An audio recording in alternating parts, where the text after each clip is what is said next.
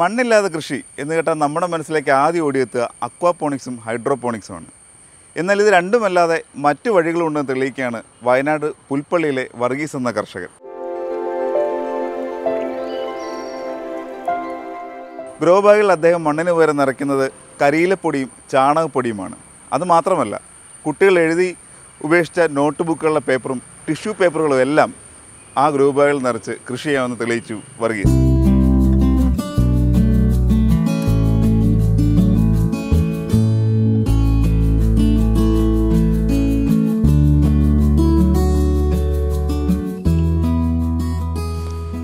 ഇതൊരു പുതിയ കൃഷി രീതിയാണ്. നമുക്ക് ഇന്നത്തെ കാലത്ത് അറിയാം, ഒരു ഗ്രോ ബാഗിൽ ഒരു മണ്ണ് നിറച്ചൊരു കൃഷി ഇറക്കുക എന്ന് പറയുമ്പോൾ അതിന് ഒത്തിരി ബുദ്ധിമുട്ടുകളുണ്ട്. ഒന്നാമത്തെ ഗ്രോ ബാഗിൽ മണ്ണ് നിറയ്ക്കുമ്പോൾ അതിന് മണ്ണ് തറഞ്ഞു പോകുന്നു. തന്നെയല്ല, ഈ ഗ്രോ ബാഗ് ഒന്ന് എടുത്ത് മാറ്റി വെക്കണമെന്ന് കഴിഞ്ഞാൽ അതിനൊരു ബുദ്ധിമുട്ട്. തന്നെയല്ല, വളസമൃദ്ധമായ ഒരു മണ്ണ് നമുക്ക് കിട്ടാനുമില്ല. അങ്ങനെ ഒരു ചിന്ത വന്നു കഴിഞ്ഞപ്പോഴാണ് ഈ വർഷം ഒരു പുതിയ ചിന്താഗതി തോന്നിയത്.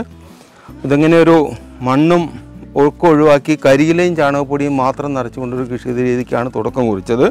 ഇതിലാദ്യം ചെയ്യേണ്ടത് വേറെ ഒന്നുമില്ല. ഗ്രോ ബാഗ് നിറയ്ക്കുന്നതിന് മുമ്പ് ഒരു 3 ഇഞ്ച് അല്ലെങ്കിൽ 4 ഇഞ്ച് വണ്ണമുള്ള ഒരു പൈപ്പ് ഇതിൻ്റെ സെൻറ്ററിൽ നമ്മളിതുപോലെ ഫിറ്റാക്കുന്നു. അതിനുശേഷം നനവുള്ള കരിയില ഒരു 4 ഇഞ്ച് കനത്തിൽ ഇതിൻ്റെ റൗണ്ടിൽ കരിയില ഇട്ട് ടൈറ്റാക്കി കൊടുക്കുന്നു. അതിൻ്റെ മുകളിൽ വീണ്ടും ചാണകപ്പൊടി ഇട്ട് കൊടുക്കുന്നു.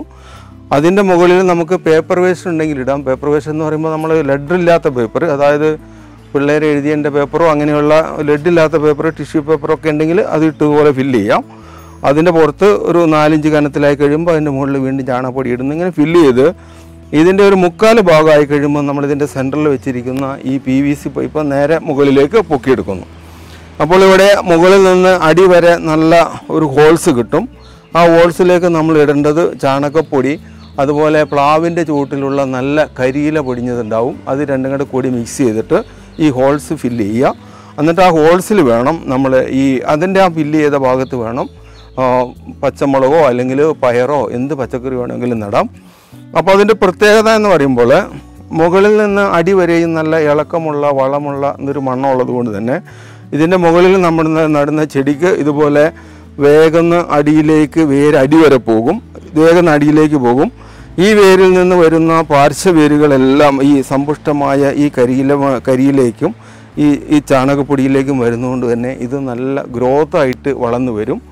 ആകെ 1 മാസം 1.5 മാസത്തെ കർഷകി 45 ദിവസം കൊണ്ടാണ് ഈ മുളക് ഇപ്പോൾ പൂവും കായായി വരുന്നത്. കൃഷി ചെയ്യാൻ സ്ഥലമില്ല, വളക്കൂറുള്ള മണ്ണ് ലഭിക്കുന്നില്ല തുടങ്ങിയ പരാതികൾക്കൊക്കെ പരിഹാരമാണ് ഈ മാർഗമെന്ന് വർഗീസ് ചേട്ടൻ പറയുന്നു. ഏറ്റവും നല്ലൊരു വേസ്റ്റ് മാനേജ്മെൻറ്റ് സിസ്റ്റം കൂടിയാണ് വർഗീസ് ചേട്ടൻ ഇവിടെ പരീക്ഷിക്കുന്നത്.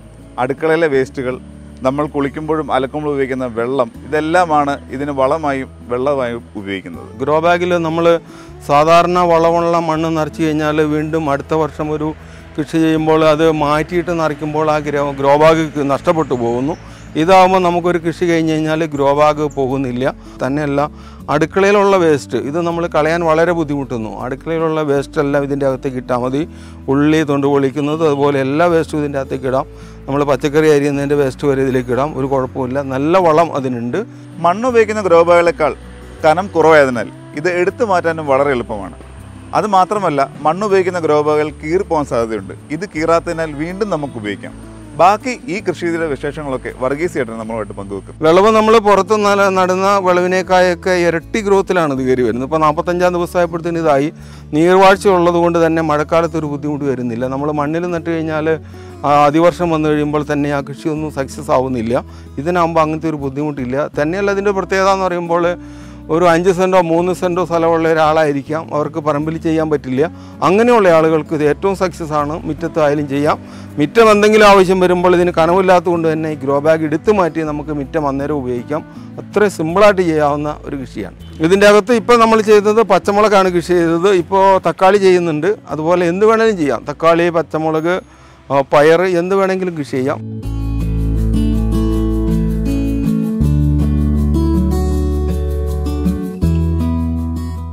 ഇത് പുതിയ രീതിയിൽ നമ്മൾ ചെയ്തിരിക്കുന്ന ഒരു കാച്ചിൽ കൃഷിയാണ്. ഇതിൽ നമ്മൾ ഇതിൽ നിറയ്ക്കുന്നത് ആദ്യം നമ്മൾ ഒരു ഡ്രമ്മ്, ഒരു 8 ഇഞ്ച് വണ്ണമുള്ള ഒരു ഡ്രം ഇതിൻ്റെ സെൻറ്ററിൽ ഇറക്കി വെച്ച് കൊടുക്കുന്നു.